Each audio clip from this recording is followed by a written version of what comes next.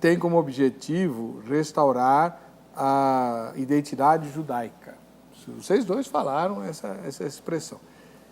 O que é essa identidade judaica e como é que ela se articula com as questões que os judaizantes defendiam nos tempos de Paulo e por ele foram considerados cães?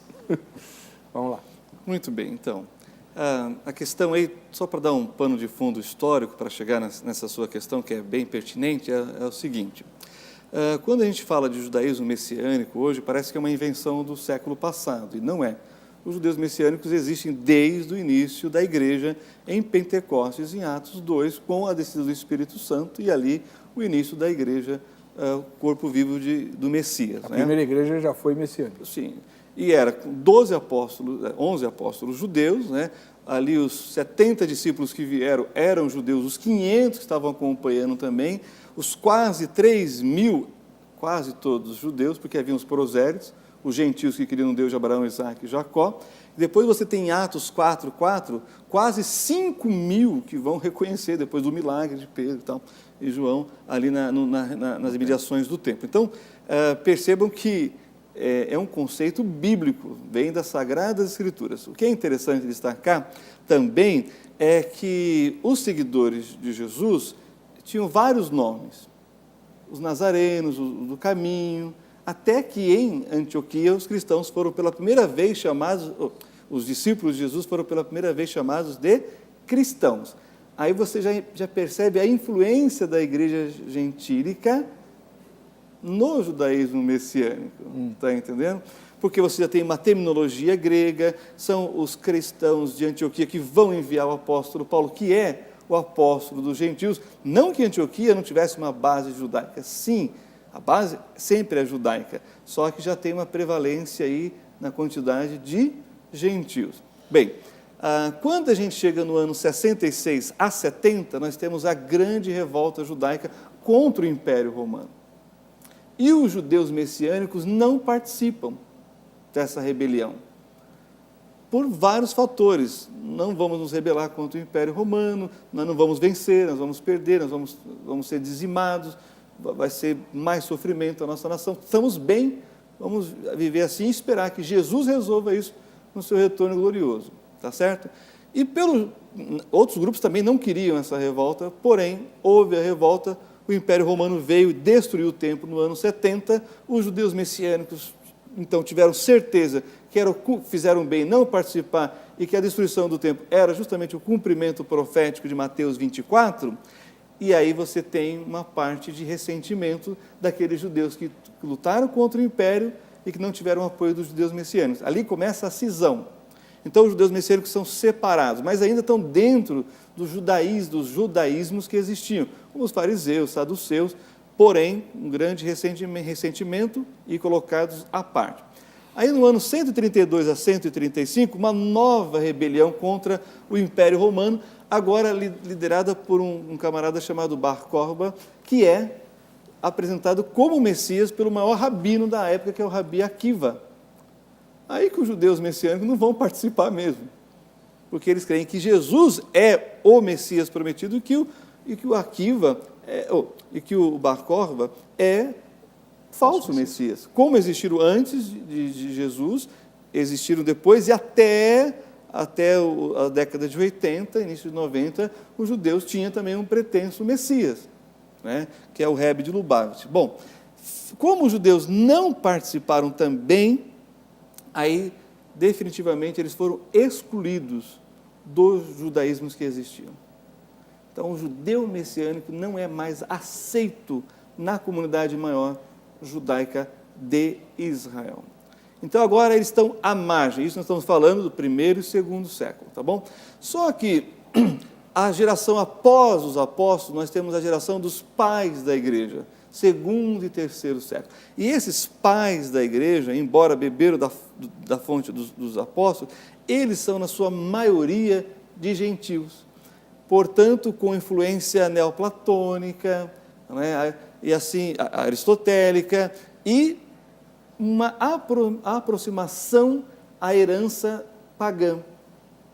Então, esses pais da igreja é que vão agora, numa igreja que já no final do primeiro século é de maioria gentílica, eles vão também romper com esses judeus messiânicos. Então, esses judeus messiânicos agora não são aceitos nem na comunidade judaica e nem na comunidade que vai começar a ser chamada de cristã, usando termos gregos. Bem, de lá para cá, eles, na patrística, nos pais da igreja, até o quarto século, quinto século, eles vão viver próximos dos judeus, só que não dentro da comunidade, mas ao redor, mantendo o seu judaísmo messiânico, sua prática, sua convivência. E aí o que acontece? Você tem a ascensão do cristianismo em relação ao império, com Constantino, e aí até o período medieval, esses judeus messiânicos, como eles perceberam uma aproximação maior com o paganismo gentílico, eles então estão no meio termo entre os judeus e o cristianismo. Na época medieval, aí a coisa então já começa a mudar um pouco. Por quê? Porque o período medieval vai desembocar com o iluminismo, em que vai haver uma nacionalização dos estados. Eles vão se tornando independentes do Sacro Império Romano. E aí esses judeus messiânicos começam a ter mais visibilidade. Mas sempre existiram, mas numa minoria absoluta, espalhado pelo mundo, né, dentro da cristandade ou dentro de qualquer domínio de governos e povos estrangeiros.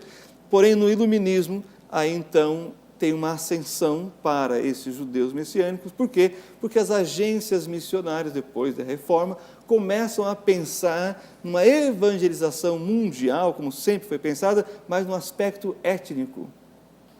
Ou seja, evangelizando cada etnia no seu contexto. E aí nós temos William Carey, os pais das missões modernas, e aí então começam a surgir, aí vai desembocar no século XIX o cristão hebreu, como foi dita pelo pastor, e aí todas as agências das denominações começam a ter um departamento de se evangelizar os judeus. Então o que eles vão descobrir?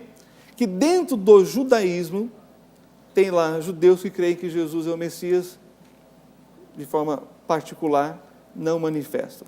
E vão descobrir também, por causa da Inquisição, que muitos judeus se converteram, entre aspas, para não morrer, ao catolicismo, mas que mantêm uma prática judaico-messiânica. Em ambos os polos, no judaísmo e no cristianismo, vamos dizer assim, oficial, debaixo do Sacro Império Romano, que agora tem a outra vertente do protestantismo. Bem, chegando nisso, agora então a gente pode responder a sua pergunta. Que aí nós vamos ter que pensar em algumas questões fundamentais. Quando um judeu messiânico, ele crê em Jesus, o que ele tem que deixar do judaísmo que existe? Tudo aquilo que é contrário à Bíblia.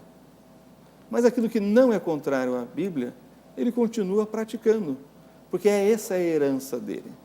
Então, se um judeu messiânico manteve essa linha, por que o cristianismo se desviou e não retorna, ao invés de se aproximar do paganismo histórico?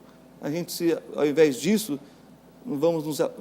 na minha opinião, devemos nos voltar justamente para a nossa origem, porque o cristianismo é judaico. A base teológica é judaica. E quando o apóstolo Paulo, você citou, faz uma defesa contra os judaizantes, é justamente dizendo daquilo que foi tratado no Concílio de Jerusalém, em Atos capítulo 15, que a gente precisa ler. Aquilo que é imposto para os gentios, não é? Por crerem em Jesus como Messias. Mas para o judeu, tudo está valendo, menos aquilo que são acréscimos. E aí sim, Paulo também era severo, não só com o paganismo gentil, mas também com a introdução de legalismos antibíblicos que não constam na Torá para o próprio judeu.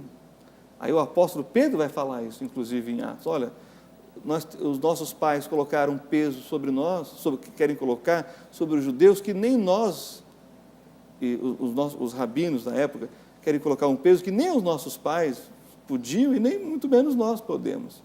Então temos que discernir isso aí, separar o joio do trigo daquilo que é o judaísmo bíblico, e não rabínico, mas o judaísmo bíblico.